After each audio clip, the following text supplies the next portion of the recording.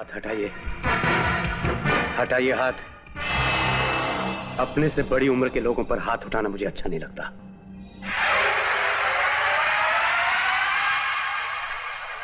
क्या समझते हैं आप अपने आप को? कानून क्या आपकी जागीर है? आपके दरवाजे पर बंधा हुआ कुत्ता है जो आपके इशारों पर भौंके? या फिर कानून को आप ताश की बाजी समझते हैं जिसे आप जिस तरह चाहें अपनी मर्जी से फेंक सकते हैं?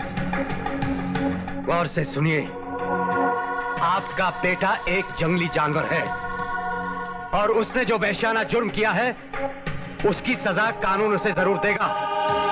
मैं दिलवाऊंगा। सॉरी, टेप खत्म हो गया।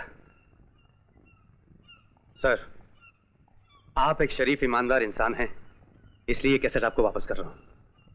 लेकिन प्लीज सर, अपने दोस्त से कह दीजिए कि आइंदा मुझे खरीदने की कोशिश मत करे, वरना दूसरा कैसेट में प्रेस कर दूंगा। मैं जानता हूं, जब इकलौता जवान बेटा जेल की सलाखों के पीछे हो तो बाप के दिल पर क्या गुजरती है। मुझे आपसे पूरी हमदर्दी है, लेकिन आपके लिए कोई दुख नहीं। सिद्धांत, जाने से पहले सुनते जाओ। हम वो इंसान हैं जिसके सिर्फ दोस्त हैं, बहुत सारे दोस्त, दुश्मन कोई भी नहीं। तुम अकेले हमारे दुश्मन मत बनो। मैं जिस पेशे में हूं ना, वहां मेरे सिर्फ दुश्मन हैं, दोस्त कोई भी नहीं। आज से एक दुश्मन और सही।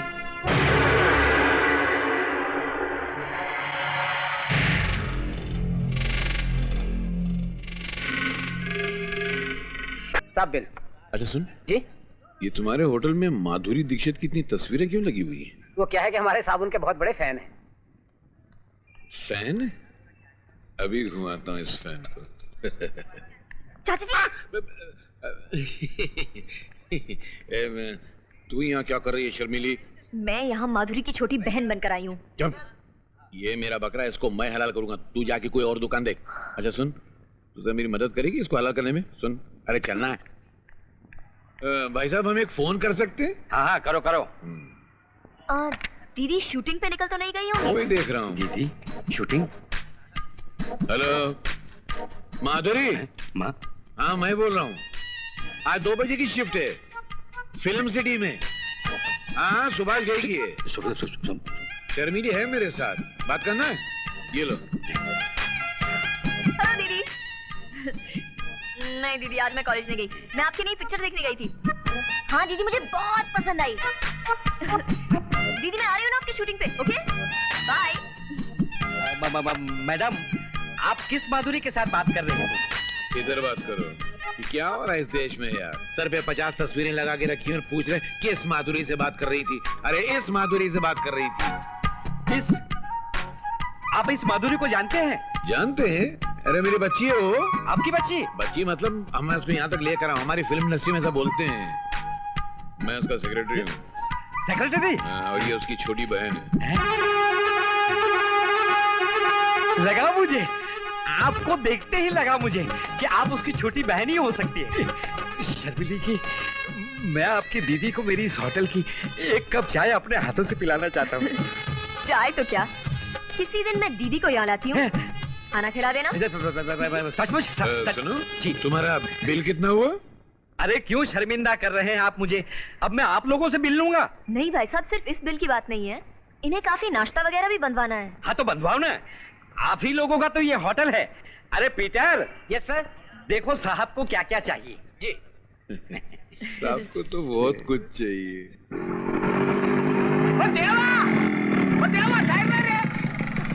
बहुत बहुत मुबारक हो। ले मुंह नहीं टकर।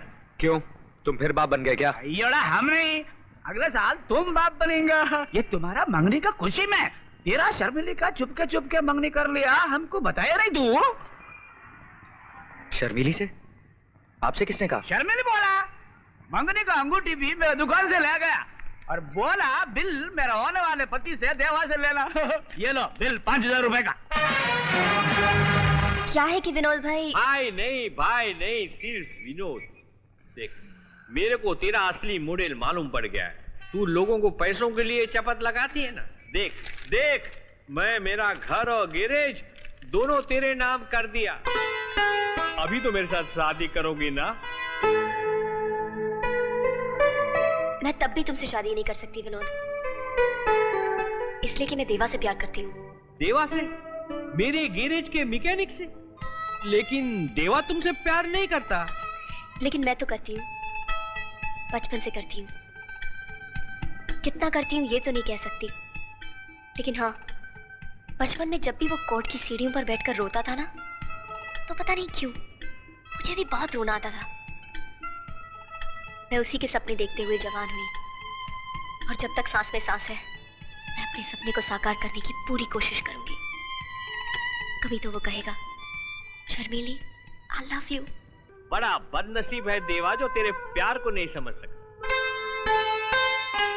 मैं जानती हूँ जब प्यार में इनकार होता है तो दिल पर क्या बीतती है।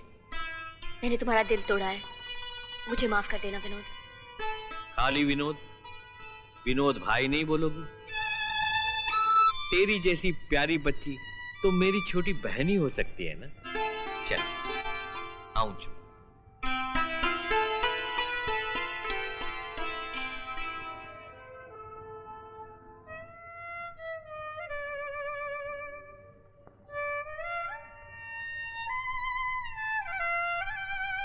शर्मीली, आई लव यू।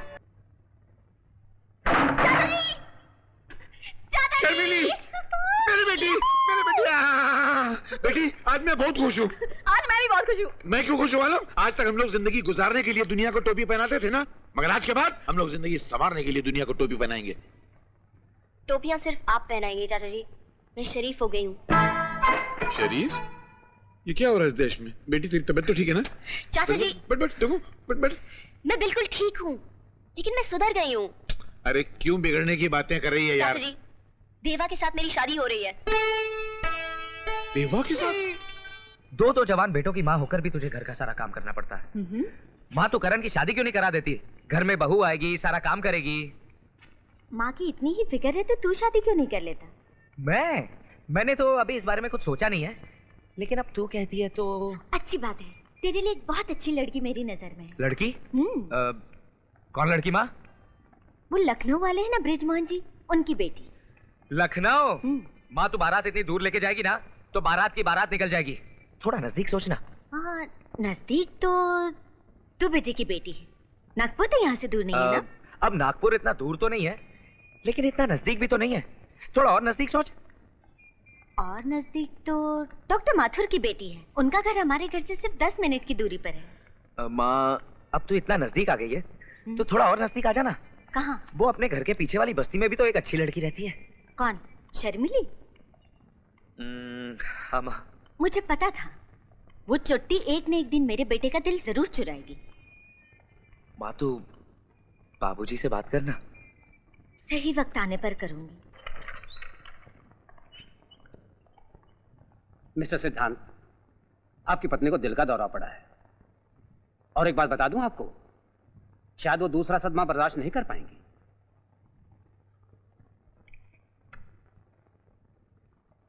माँ ले, दवा खा ले। देवा, मुझे दवा नहीं, मेरा बेटा चाहिए। जब तक मेरा बेटा घर नहीं लौटेगा, मैं दवा नहीं खाऊंगी। माँ, वो जल्दी वापस लौट आएगा, लेकिन जानती है माँ, वापस आने के बाद वो तुझे इस हाल में देखेगा तो कितना गुस्सा होगा। वो मुझसे पूछेगा कि मेरे जाने के बाद मेरी बीमार माँ का ख्याल तक नहीं रखा तूने, तो क्या जवाब दूंगा मैं उसे? फिर वो मेरा गिरबान भी पकड़ेगा ना, तो भी मैं उसे हटा नहीं पाऊंगा। चल दवा खा ले।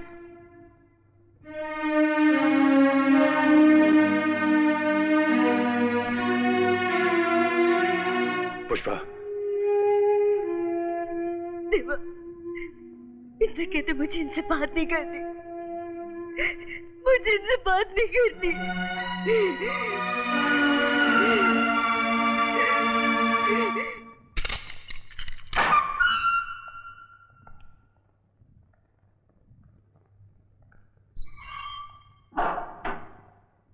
देख लिया अपनी बुरी संगत का नतीजा। कहां पहुंच गया तू तो बहुत खुश हो रहा होगा ना देवा। तेरे रास्ते का सबसे बड़ा कांटा खुद ब खुद ही हट गया। मां कहती थी कि करण तुझे एक दिन जरूर समझेगा, लेकिन आज मुझे विश्वास हो गया कि मेरे लिए तेरा दिल कभी साफ नहीं हो सकता। मैं यहां खुशियां मनाने या तेरी हालत पर हंसने नहीं आया, बल्कि तेरी मदद करने आया हूं। मदद? मेरे फांसी के फंदे के लिए रस्सी लाया क्या? सुन, और आज गौर से सुन। बचपन से लेकर आज तक सिर्फ मेरे दिल पर जख्म लगाए हैं तूने। सारी जिंदगी सिर्फ मुझे जलील करता आया है तू। अगर कोई मुझसे पूछे कि इस दुनिया में मेरा सबसे बड़ा दुश्मन कौन है, तो मैं कहूंगा तू। सबसे ज्यादा नफरत मैं किससे करता हूं, तो मैं कहूंगा तुझसे। लेकिन मैं तुझसे इतनी नफरत नहीं करता जितना मेरी मां तुझसे मोहब्बत करती है। और आज इसी मोहब्बत की खातिर मैं अपना सारा गुस्सा, सारी नफरत भूल आया। तो मुझे अपना दुश्मन समझ या सौतेला, लेकिन मैं तेरी जान जरूर बचाऊंगा, अपनी जान पर खेलकर भी, कि मेरी मां जिंदा रह सके।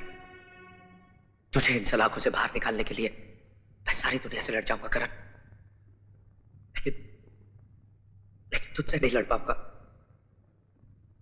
भाई अगर तू मेरी मदद नहीं करेगा ना, तो मैं हार जाऊंगा भाई। भाई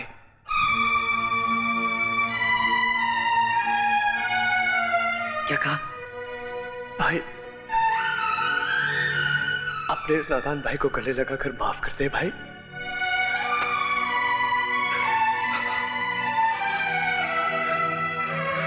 भाई मैंने ये खून नहीं किया, मैं बेगुनाह हूं। मुझे बचा ले भाई, मुझे बचा ले।